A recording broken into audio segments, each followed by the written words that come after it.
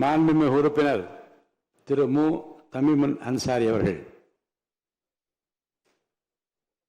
மாண்புமிகு பேரவை தலைவர் அவர்களே, மாண்புமிகு பேரவை துணைத் தலைவர் அவர்களே, இன்று போட்டியின்றி தேர்ந்தெடுக்கப்பட்டிருக்கக்கூடிய உங்கள் இருவருக்கும் என்னுடைய மனிதநேய ஜனநாயக கட்சியின் சார்பிலே நல்வாழ்த்துக்களை தெரிவித்துக் கொள்கிறேன்.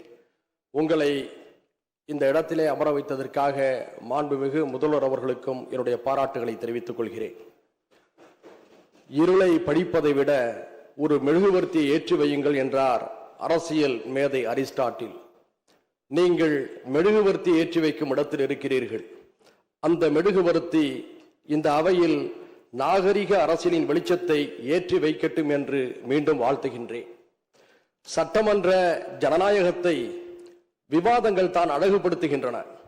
இதில் எண்ணிக்கைகளின் வலிமை எவ்வளவு முக்கியமோ அதுபோல் எண்ணங்களின் வலிமைகளும் மிக முக்கியம்.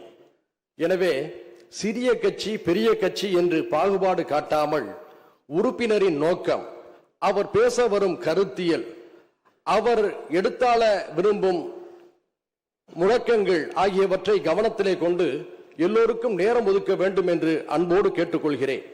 சமூக நீதி, சமூக நல்லிணக்கம், சமத்துவ ஜனநாயகம் போன்றவை ஓங்கி ஒலிக்கவும் ஜனநாயகத்தின் முதிர்ச்சியை வெளிக்காட்டவும் உங்களின் தலைமையில இந்த அவையின் செயல்பாடுகள் அமையற்றும் என்று கூறி மீண்டும் வாழ்த்தி அமர்கிறேன். நன்றி, வாழ்த்துக்கள்.